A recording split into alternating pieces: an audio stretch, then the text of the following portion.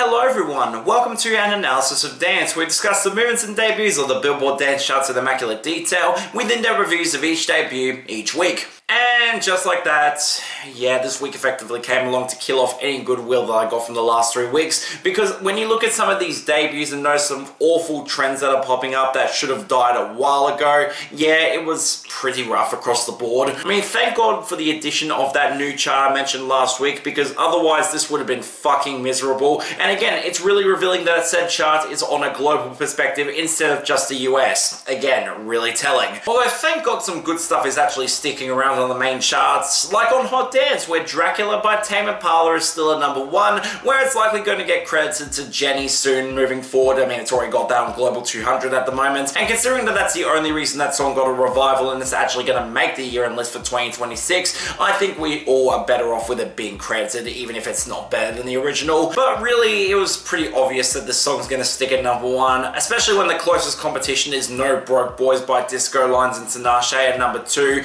which is collapsing on radio in comparison and has no real streaming edge to push it over the top. Really, I don't see this going back to #1, and I'm kind of okay with that at this point. I mean, I don't really know what else is going to compete against it next week. Potentially that new BB Rexha and Theophilus song, even if I expect that will probably end up being on Dance Pop, even though that's really goddamn frustrating for me. But anyways, right beneath it is No Batsy Dow by Zakai and Slaughter at #3, which unfortunately has got really decent stream behind it, even if it looks like it's stalling out at least a little bit. I can only hope for small blessings in that regard. But behind it is surprisingly I Run by Haven featuring Kaylin Arrogant at #4, where another remix gave it a little bit of an extra boost alongside the original. This is getting a little bit repetitive. Where's the follow-up single? But realistically, it plus the next 2 songs also really rebounded because of a certain song falling hard in the top 10, and that's a little bit disappointing because Let the World Burn by Chris Gray, Rebel and Cried rebounded big up to #5. Yeah, not looking very good with this one, even if the streaming looks like it's going to collapse, and really I have no expectations this will get anywhere near as big as it used to. But also Turn the Lights Off by Kato featuring John at #6, which looks like it's gotten a big boost back again thanks to the sales support and also having decent streaming, and more likely because All the Things She Said by Harrison is just not going anywhere at #7. Looks like the streaming is collapsing for this one and sales have not been rebounding much at all. I think we're all in a great stretch where this could easily get knocked off the top 10 soon,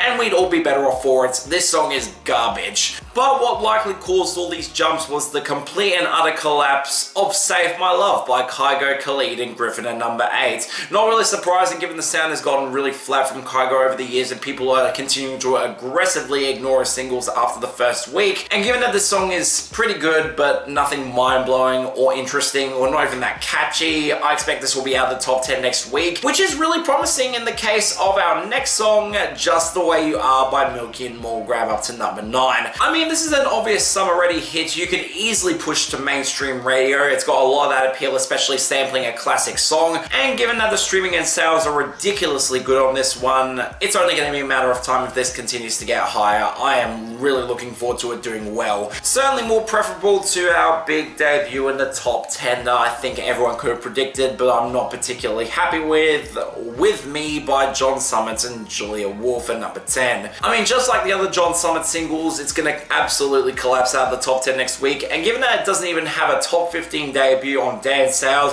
I think that's really telling that people are starting to get aggressively tired of this rollout, and considering that this song is not particularly good, and I'll get to it later on, yeah, I'm not complaining too much. But onto the fall-offs, where unfortunately the big story, as I expected last week, is the complete fall-off of Victory Lap by Fred Against Skepta and Pluck Boy Max. I mean, I'm happy that the song did as well as it did. It is a great track still, but when you outperform every other single from this rollout, including some songs that are considerably better, I'm not exactly complaining about it going away. And ironically, it left the same week as Lights Burn Dimmer, so yeah, that's pretty funny. And I think what's really revealing outside of Save My Love is the other fall for Lights Go Out by John Summit at #18. Not surprising given the remix EP was going to dry up some of its momentum, and given that the song is still absolutely terrible, I'd like to see this go away. And considering that a lot of the new singles are starting to do worse and worse on streaming, I think people are starting to realize that this rollout's not looking very good. We'll have to see how things go, especially with that newest single that came out recently, yeah, yikes. And on the note of garbage, Montagem Zornada by Mozzie, DJ Samir and DJ Harvey26 is somehow back at 23, despite the fact that this should have been gone thanks to recurrent rules. Again, Billboard, please fucking follow your actual recurrency rules. This is getting ridiculous at this point. I mean, thank God with the amount of big debuts I can see coming next week on Hot Dance, this will probably be gone again, but seriously, this has no reason being here. And on the notes of things that should not be here, our two debuts that both look intensely uninteresting and not remotely good. Unfortunately, starting with number 25, Montagem Alquimia by Layton, NT Santos and MC Menor Do Alvorada.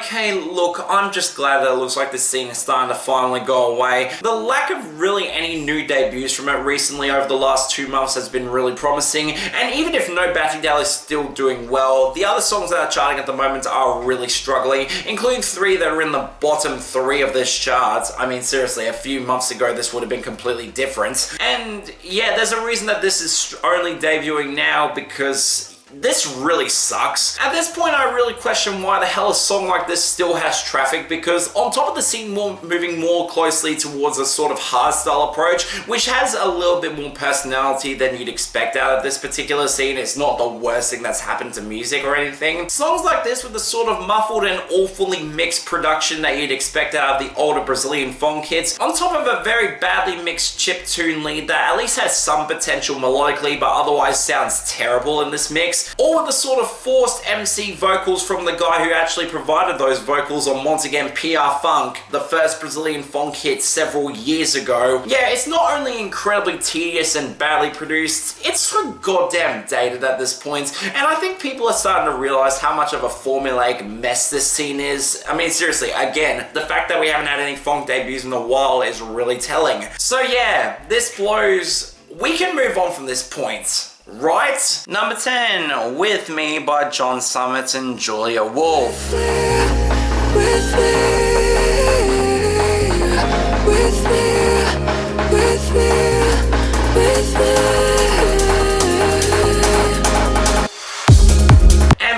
notes of things that I think we should move on from, my god, this rollout has been so disappointing as a fan of John Summit. I mean, at least before this song it was 50-50. I really like Shadows, but I absolutely could not stand Lights Go Out. And honestly, if there was a way to win me over, Julia Wolf was one of those people. Even if I'm not fully behind the hype just yet, I can absolutely understand her appeal. But with this, yeah, I'm legitimately shocked how much I could not stand this. This is not good at all. For one, while I can understand how someone like Julia Wolf would absolutely fit over John Summit's more progressive house-leading tech house production, and especially in her lower range where she mimics someone like, say, Halo on this production, I can understand it working, but that would involve the production actually being good, because this does not sound good at all. The vocal mixing pushes her way too far forward in the entire mix, where she sounds really flat and uninteresting, not helped by her sticking in that low range the entire song with next to no variety or dynamics. It feels really flat.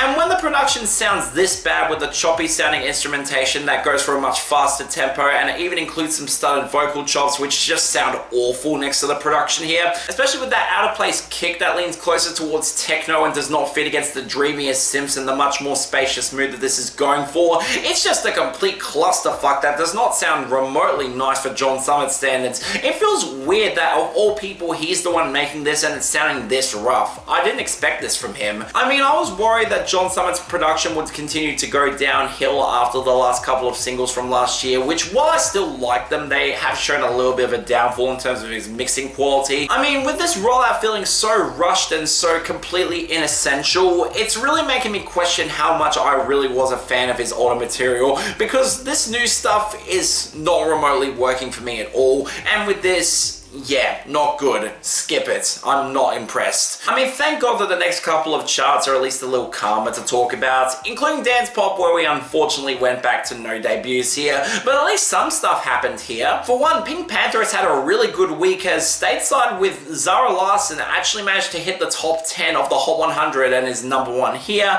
giving Zara Larsson her biggest song to date on the Hot 100.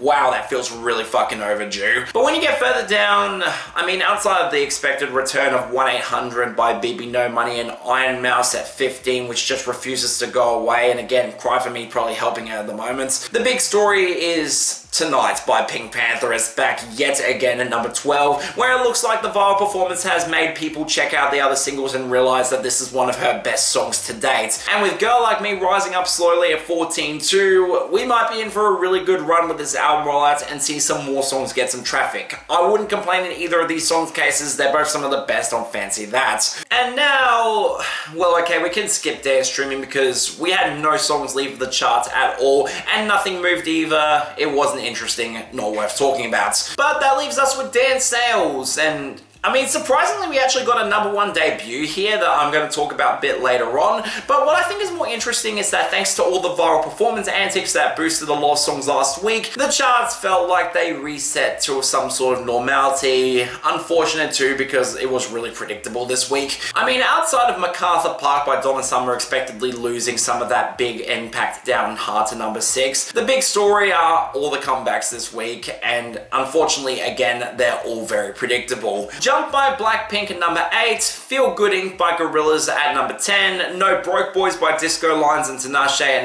#12, Dancing Queen by ABBA at 13, Staying Alive by the Bee Gees at 14, and Takedown by Huntrix at 15. Man, I wish this wasn't so predictable. But anyways, let's get to that #1 debut, and it's a particularly exciting one, being #1, Ring My Bell by Anita Ward.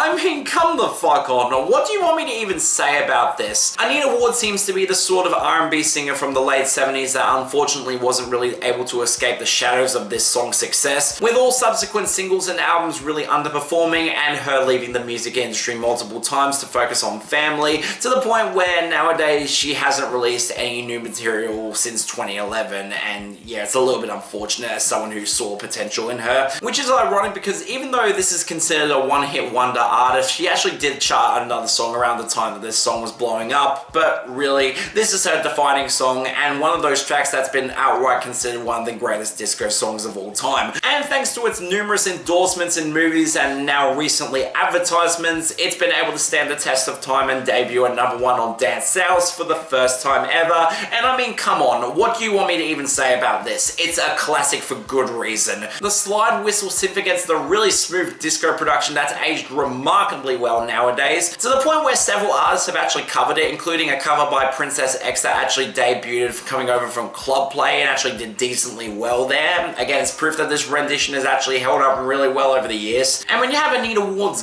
gorgeous vocals that allow her to dip into multiple ranges, going from a much more soulful lower range on the verses into her falsetto across the hook that sounds really clean and crisp, on top of a ridiculously catchy hook that's stood the test of time and has a complete earworm melody that's gotten stuck in my head numerous times, it's really proof that this song is absolutely something that deserves all of the virality and momentum that it's gotten over the decades since it's come out. All across 8 glorious minutes where the innuendos of the lyrics are both cheeky and playful, but not too pushy in the slightest. I can absolutely see the appeal, especially in gay nightclubs. There's a reason that this has become an anthem of the LGBTQ community. It absolutely hits like a ton of bricks there. And yeah, just like Lush Life last week, it's really unfair to compare this to the rest of the debuts here. It's a classic, excellent track. I'm thrilled that it's finally charting now. But now we have to address the big elephant in the room, and that leads us onto the new Warm Global Dance Radio chart, which after some consideration and some comments from you guys, I'm considering it for the first time this week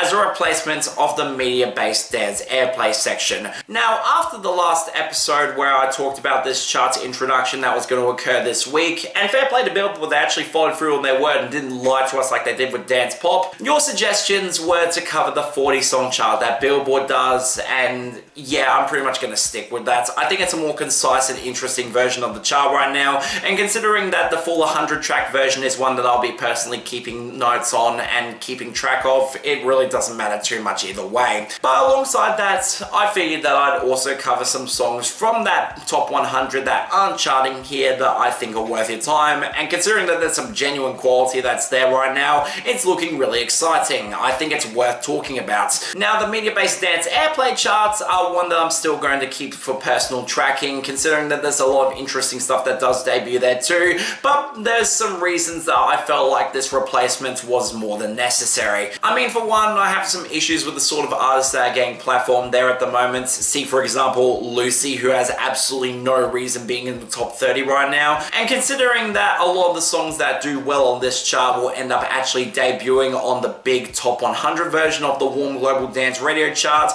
it feels like it's not exactly all that interesting to really cover these charts at the same time as is. But more importantly, considering that I'd like to get a lot more of a global perspective on dance music, considering that the United States is well behind in embracing a lot of dance music and has for a long time, I figured that this new change would actually allow for a lot more of a global perspective on things. And considering I wouldn't be able to cover some of the other songs that debuted this particular week at all, I think it makes for a much more interesting conversation. And given that Billboard actually went out of their way to admittedly make this a thing that stuck to their original guidelines, I'm gonna give them a little bit more credit than they probably do deserve, but you know what, I'm at least happy that they went through with this. So yeah, let's get straight into it, and man, it's gonna be interesting to talk about this because, of course, every song that debuted in the top 40 on Billboard's chart is considered a debut. So at number 1 is Release the Pressure by Calvin Harris and Kasabian. It doesn't really surprise me considering that Calvin Harris is a massive draw worldwide,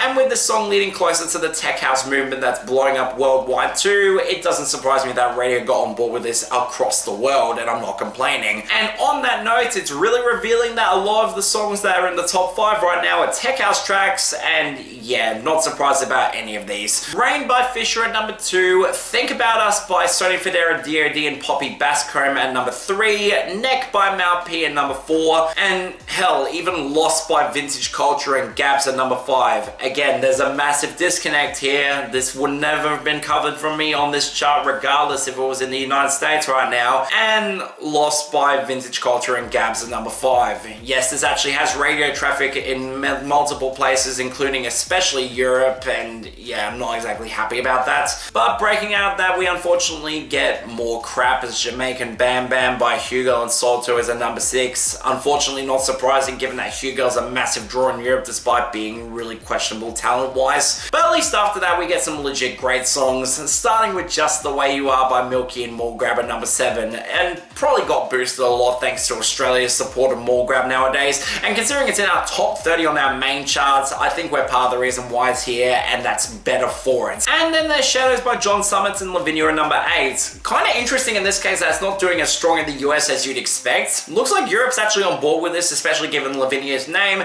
and considering it's the only good song from this rollout so far, I think we're all better off for it. But then there's I Run by Haven featuring Caitlin Arrogant at number 9, a song that peaked months ago across the world and is really on its way out. I don't expect it will be in the top 10 next week. I'm kind of okay with that at this point. And speaking of artists that struggle to really maintain any sort of good production consistently, Loco Loco by Gordo and Renier Zonneveld is unfortunately here at number 10 as well. Although given that Gordo's got a lot of appeal in Europe, this shouldn't surprise me, and especially the Spanish audience is eating this up as much as it's complete garbage. But given that this is technically a debut week for this chart on Billboard, once you get outside of all the debuts in the top 10, everything else here is also a debut. So that means we have no falls or fall-offs or jumps or comebacks either. Yeah, it's a mess. So for those songs that I've covered, which includes in this case 2 songs where there's specific versions that I've already talked about briefly in my reviews of them, it's going to be a complete mess. Strap in. Positive by Jamback at 40, Lights Go Out by John Summers at 39, Crazy by Matasari and Jack Back featuring Amira Eldin at 37. I covered the better vocal version of it last week, but I'm not complaining about this version getting momentum too, it's really good. And Cry For You 2025 by Side Piece at 30. 36. I'm glad it's on its way out. This one sucks a lot. Then there's Faded by Hayla and Nelly Furtado at 35 and Love You for Life by Loud Luxury and Emily Roberts at 34. Geez, I wonder where the US contributed in those songs getting here. Followed by the big surprises of Grease 2000 Max Styler reworked by 3 Drives on a Vinyl at 32, Bring Me to Life by Tiesto and Fours at 31, and Cook by Sophie Tucker and J Balvin at 29. Yes, this is actually a thing. I'm surprised too. Then we have 2 massive hits with Blessings by Calvin Harris and Clementine Douglas at 28, and No Broke Boys by Disco Lines and Tinashe at 26, followed by lesser hits like Out of My Body by Anima featuring EJ at 25, Beautiful Places by Tiesto and Brianna Grace at 24, and Vision Blurred by Cascade, Annabelle England and Sid at 21. Gross. Finally, there's Where's My Husband by Ray, but specifically the David Guetta and Hyperton remix debuting at 18, which again, I covered in the review of the original track. It's not very good. You definitely need to listen to the original instead. And that's ironic because right next to it is Turn the Lights Off by Kato featuring John at 17. Yes, the remix by Justin Jack Style is actually blowing up in Europe right now and it's on the top 100. Thought that would be interesting to note. Finally, there's Edge of Desire by Jonas Blue and Maliv at 14. I Think I'm Addicted by Oscar Medkay and Haley Joel at number 12, where both of these I can see doing much better given that it's going into summer at the moment. And Fade by Alesso and Pendulum at 11. Yes, Pendulum has a global dance radio hit that might hit the top 10 next week. I'm legitimately shocked and really excited too. I'm glad that this is actually catching on. But now, before we get to the 11 songs that chart here this week and that I haven't covered, let's first go over some songs on the top 100 this week that I think are worth your time in no particular order.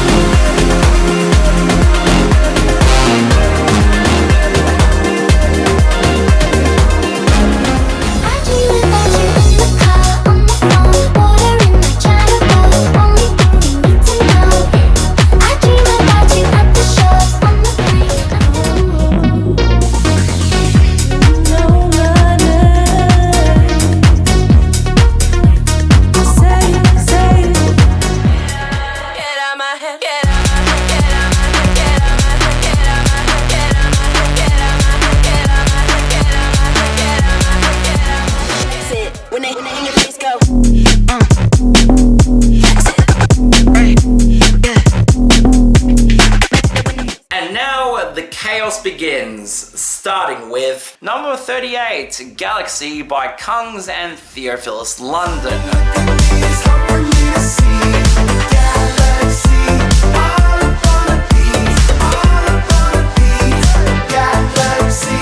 Ironic that the first song we cover of the many debuts this week is one by Kungs, an artist that's blown up considerably in Europe across the last couple of years, but unfortunately hasn't really seen the same level of crossover outside of maybe a few little collaborations that didn't really stick around. And since he's been going down more of a disco route recently, similar to Purple Disco Machine, I was excited for this. And it's fine, I guess. I mean, it's got a funky bass line, some nice driving groove that does sound good, and Theophilus London does deliver a pretty decent vocal performance, even if he doesn't really stand out as much as I would have hoped. I don't know though, I'm kind of looking for that next gear with this particular case that I'm not really hearing in this song. It doesn't feel like it truly explodes as much as it should, and that's a little bit disappointing considering I know Kungs can absolutely do better. It's not being a substitution or clap your hands anytime soon. Still good because Kungs has at least a higher floor, but I was hoping for a little bit more out of this one. Number 33, Into My Life by Cam Stockman featuring Joyce Sims. I got so much love to show you.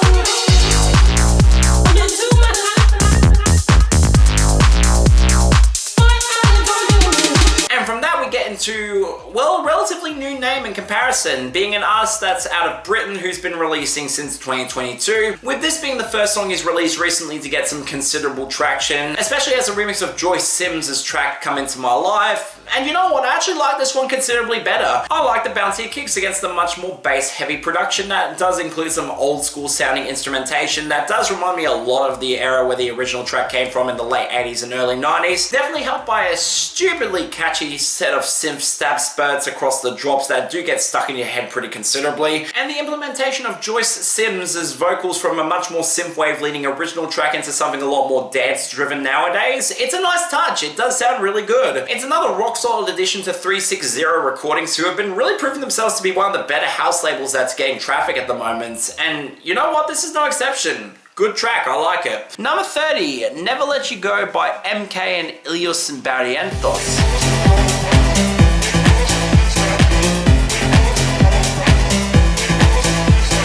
Okay, so given that both Dior and Come Find Me got a lot more mainstream success than I think anyone expected, the follow-up was really going to be what interested me, and I really hope that it was at least a little bit different considering how similar Come Find Me was to Dior. And I was especially curious considering that Illyus Barrientos is the sort of name that's gotten a lot of mainstream traffic, especially as a mainstay of touring over the last couple of years. And you know what, I actually like this a lot too. There's much more of a grainier mix with this one, with a lead that sounds really big and huge, especially against a much more booming percussion line that does sound really good. And when the mix slowly expands for some massive sounding drops that sound excellent, yeah, I was fully on board with the production here. Not sure I'm too huge on the female vocalist. She does sound a bit bland and pitchy at points, but really other than that, this is rock solid, and I'm just glad that he diverted away a little bit from the formula. I'm really happy that this charted here. It's a good song. Number 27, Can't Deny It by Jazzy and Spriitzz. No matter how I feel, I'm gonna keep it real. Baby, let's make a deal. Whereas with this, I was significantly less excited, as even though Jazzy has admittedly improved in vocals quite a bit recently, there was still a long way to go for me to be fully won over, especially when she actually takes over production. It often leads to weaker tracks from her. I mean, at least in this case, she's actually working with a relatively new name like German-based Irish producer Spriitzz, but that was no real guarantee that this was going to be good, and after hearing this, I'm a bit conflicted about it. The old school synth lead does sound pretty okay at first, and there's some genuinely decent atmosphere here. It would otherwise work if the verses weren't so empty and focused around Jazzy's vocals, which is the last thing you want. And man, in this case, her vocals do not work for me whatsoever. This is one of her weaker vocal performances in a while. The little stop-start vocal thing that she does on the hook does not really work for me at all, especially when she follows that up with some vocal chops that sound really ugly and don't work for the vibe at all. And that little refrain that she does on the verses gets tedious in record time. I was not huge on her vocals on this one whatsoever. It's a bit of a shame because with some polish this otherwise could have been really solid, but as it is, it's only okay at best. I wasn't huge on this one. Number 23, Free You Got to Live by HUGEL and Ultra Nate.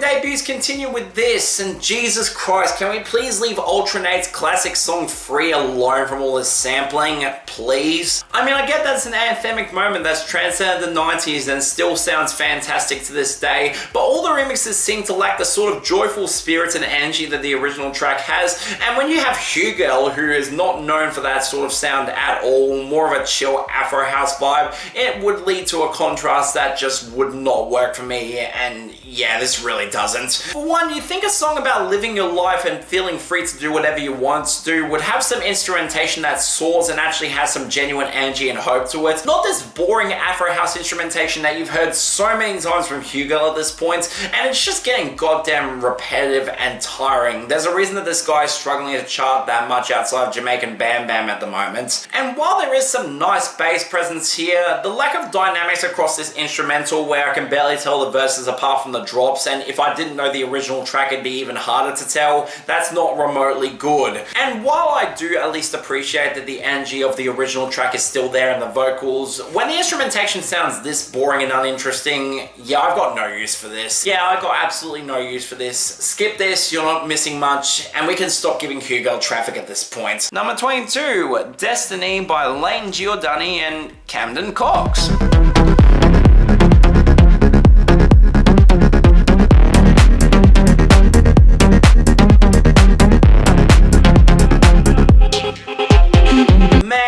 wish I was way more invested in Layton Giordani than I actually am. I mean, I can absolutely hear the potential with this guy, but some of the singles that have charted on media-based dance airplay, especially Call You Back, have not worked for me whatsoever. And that's a shame too, because you can tell that this guy is really a big name that's pushing forward the future rave and techno movements at the moment, and he seems to be well liked behind the scenes. But okay, considering that Camden Cox was on a fantastic song with Methame and John Summer years ago called Hungover, and I bet most of you haven't thought about that song in years, I was at least hoping that her presence would boost the quality here. And you know what? It actually did. This might be the best thing I've heard from Layton Giordani in a while. Part of it is the fact that Camden Cox just sounds fantastic vocally. You can absolutely tell that she's got the personality and presence to really elevate anything she's on. But I gotta give surprisingly more credit to the production, because wow, this sounds fantastic. The progressive house leading synths that play off against the distant pianos and a whooshing synth effect that makes for a much larger atmosphere than you'd expect out of Layton Giordani. And that's before you get to the drops that emphasize some really clean bass flux and some really nice atmosphere, and they actually pay off the production really well and get darker without ruining the vibe of the verses at all. That's honestly really impressive for someone like Layton Giordani, who I initially was just slotting into the same sort of generic tech house as other acts in this scene, but with this, he's elevated himself for me. I'm really on board with what he releases next. I'd like to hear more of this from him. This is genuinely great. Number 20, Never Alone by Odd Mob featuring Lizzy Land.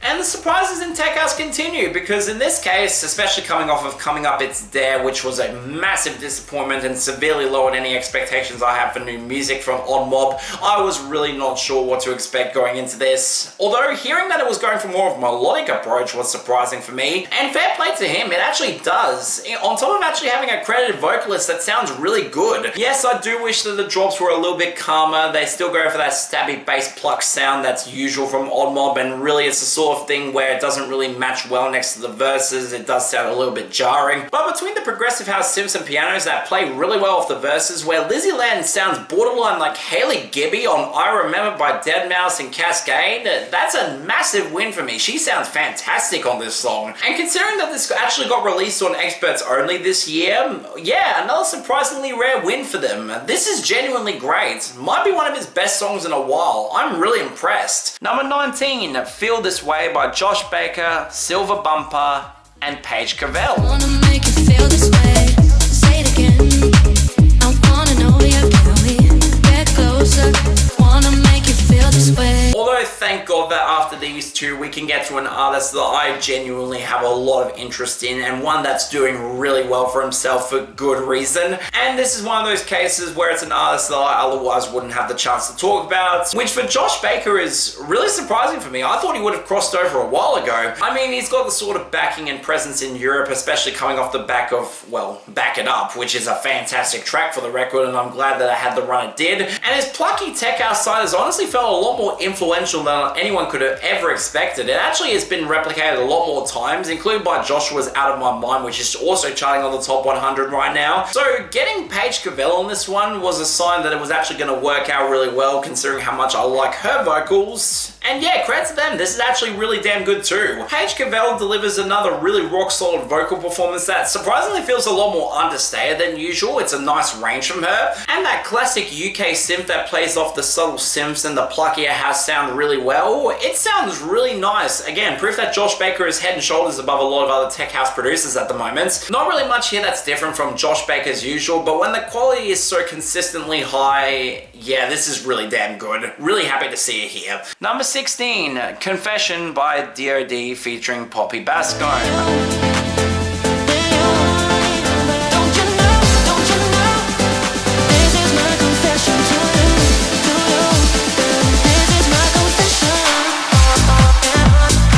Okay, look, even as someone who's really liked Think About Us and has really been enjoying a lot of the material that Sonny Fodera and D.O.D have been delivering recently, part of me was worried with the consistent collaborations with the same producers and artists that have result in material that is good, but does feel a bit tossed off and feels like B-sides to other material. And especially considering how often that these lot work together, it results in material that does feel a bit redundant when you have better material that came out earlier. And unfortunately in this case, this really falls victim to it. I was very underwhelmed by this one. I mean, it's not bad. I do like the spacious mix, and it does have some booming synths and production that does sound a bit harder than you'd expect. But when you tack on Poppy Baskcomb's vocals here, it just results in a mix that's way too cluttered for its own good. Especially when she's covered in so many vocal effects and made to sing in her lower range, which in a mix this bass heavy, it does sound really clunky and doesn't really work for me whatsoever. I mean, again, it's fine, but for me, it's not exactly the sort of thing that I have any interest in returning to. Just okay at best. Number 15, Embers by Robin Schulz.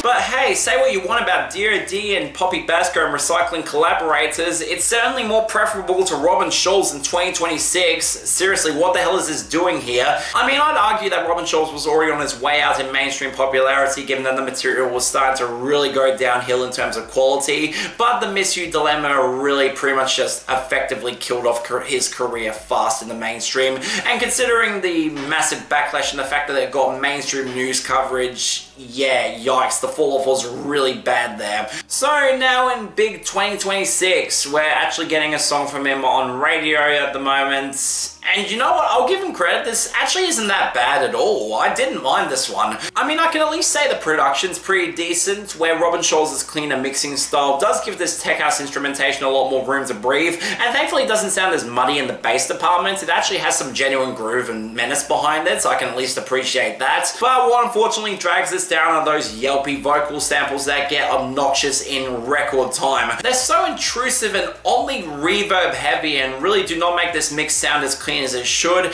and if you took them out, it would have made for a much more interesting and much better sounding instrumentation. They just ruined this entire track for me and don't sound good at all. I mean, it's a shame because the production is otherwise better than I expected, but with those vocals, it only drags this down to being decent for me. I wish I liked this more. And finally, number 13, Upside Down by Jaden Bodgson and David Guetta. Boy, you turn me inside out and round and round, upside down. Boy, you turn me.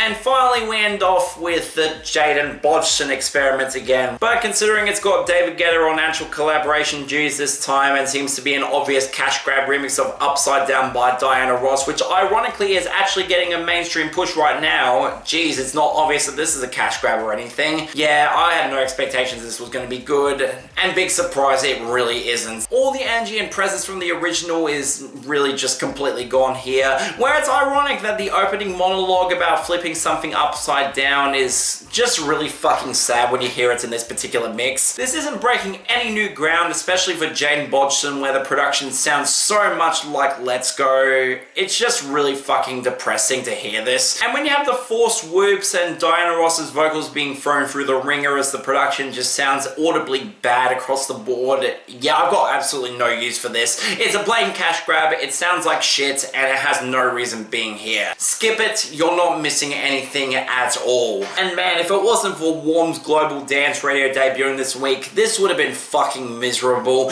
Where the best, I'll at least give credit to where it's due, outside of the obvious best for Ring My Bell by Anita Ward. The honourable runner-up's actually going to go to Layton, Giordani and Camden Cox with Destiny. Yeah, I'm legitimately surprised by that one. And it was really close to giving to Odd Mob too, that's even wilder. But for the worst, oh my god, there were options here. But while Montagem Alquimia is easily going to get the worst by those funk artists that I don't don't want to even name at this point because the song's garbage. This honourable runner-up's going to Upside Down by Jaden Bodgson and David Guetta, although John Summer was really close, and that's not a good sign at all for that album rollouts, especially with the new single that's even worse. Next week, well, I can maybe see at least one or two Fred Again songs actually coming back thanks to the remix EP, but more interestingly is going to be songs like BB Rexha and Faithless and Jennifer Lopez and David Guetta. Yeah, not looking forward to that last one. But hey, at least with those, we might see the return of another of all names. That would be really promising. But yeah, that's all for this episode of an analysis of dance. See you next time.